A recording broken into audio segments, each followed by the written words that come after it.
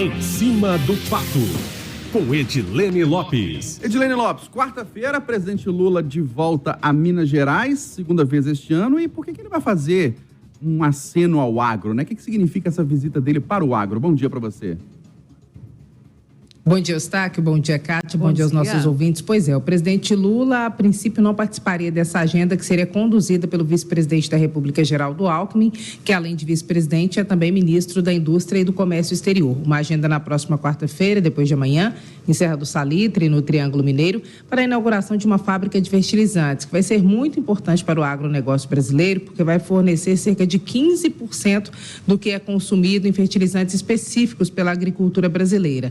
Nós vamos lembrar que o Brasil não é autossuficiente na produção de fertilizantes, depende muito das importações, como, por exemplo, de regiões da Ucrânia e da Rússia, o que gerou um grave problema no Brasil durante o início, principalmente, da guerra entre esses dois países, e o Brasil busca, de alguma forma, suprir seus insumos internos, o seu consumo e produção de fertilizantes aqui no Brasil, porque a agricultura e o agronegócio são o carro-chefe da economia brasileira. Então, quando o Lula participa dessa agenda, ele faz um aceno para o agronegócio, da importância do agronegócio no Brasil, da importância da produção de fertilizantes, e quem faz essa interlocução no governo é Geraldo Alckmin. Lula, participando dessa agenda, ele pega uma carona no que é a influência de Geraldo Alckmin. Então, por isso, é importante para o presidente da República a participação, e ele disputa esse público com o ex-presidente Jair Bolsonaro, que tem muito mais entrada nesse setor do que tem hoje, digamos, o presidente Lula, porque essa parte ela é feita por Geraldo Alckmin, que sempre esteve mais alinhado à direita, à centro-direita,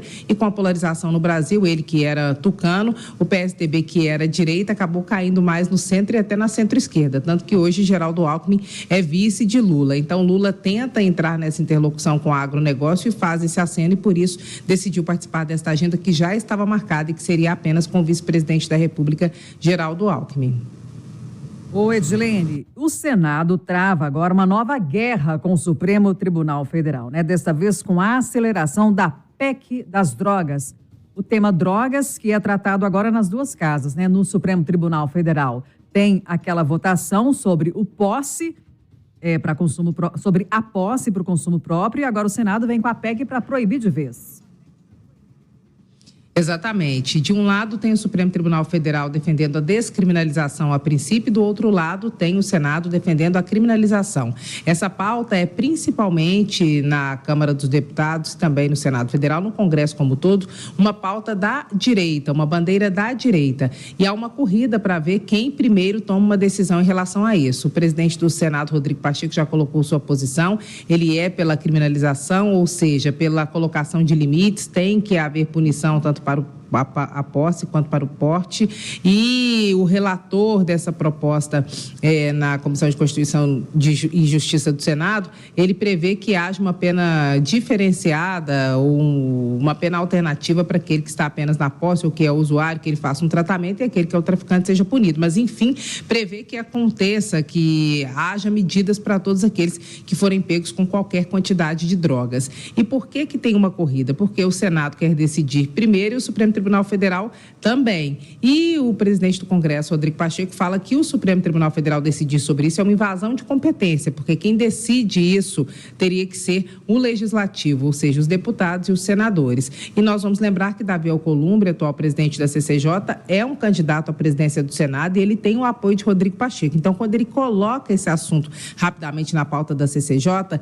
ele faz também uma sinalização para a direita e pode tentar garantir um apoio, porque esses votos são importantes para ele, para a eleição no Congresso Nacional. Então, não é apenas uma questão que está relacionada ao tema especificamente, há interesses envolvidos nisso.